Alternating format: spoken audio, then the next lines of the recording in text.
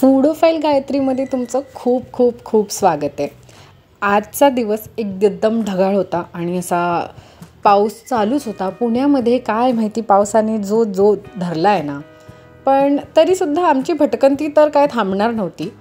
आता श्रावण जवळ आला आहे आणि त्याच्या आधी मनसोक्त तुम्हाला नॉनव्हेज तर खायलाच पाहिजे ना. सो मी यावेळेला एक नवीन स्पॉट एक्सप्लोअर करायचा ठरवला होता. म्हटलं यावेळेला आपण पारसी खाणं खाऊन बघूया. पुण्यातल्या सर्वात जुन्या रेस्टॉरंटपैकी एक म्हणजे दोराबजी अँड सन्स.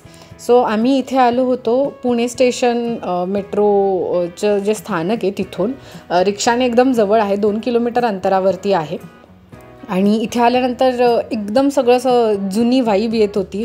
जसंच्या तसं ते दुकान होतं आणि साधारण 150 वर्षापूर्वीचं दुकान आहे.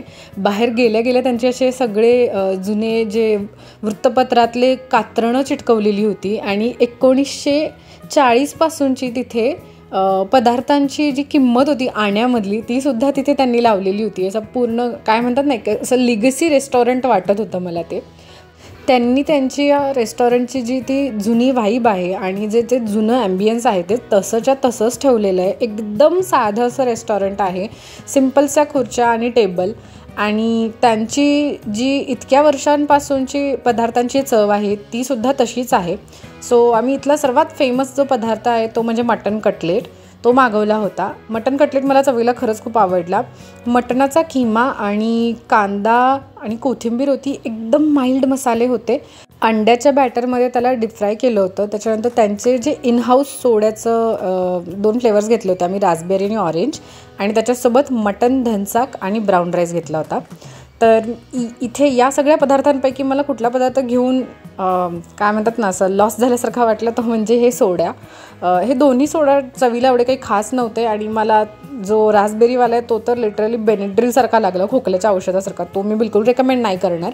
पण या मटन कटलेट जे स्टार्टर होतं ते छान होतं. आणि आम्ही चिकन फारच्या घेतलं होतं, ते सुद्धा अंड्याच्या घोळात डीप फ्राय केलेलं होतं. पण त्याच्यापेक्षा मला मटन कटलेट आवडलं. आणि ही जी दुसरी डिश होती ब्राऊन राईस आणि मटन धनसाक, एकदम छान होतं. डाळीत मटन शिजवलेलं होतं, एकदम माइल्ड फ्लेवर, तुम्हाला एकदम असं घरगुती खाणं खाल्ल्यासारखं वाटेल. कुठल्याही प्रकारची जळजळ किंवा असं ॲसिडिटी असा कुठलाही प्रकार झाला नाही. मला तर खूप आवडलं. तुम्ही एकदा नक्की इथे जाऊन ट्राय करू शकता. किंमत वाईज मी म्हणेन थोडंसं ओव्हरप्राईज्ड आहे, बट मी म्हणते वर्थ इट आहे.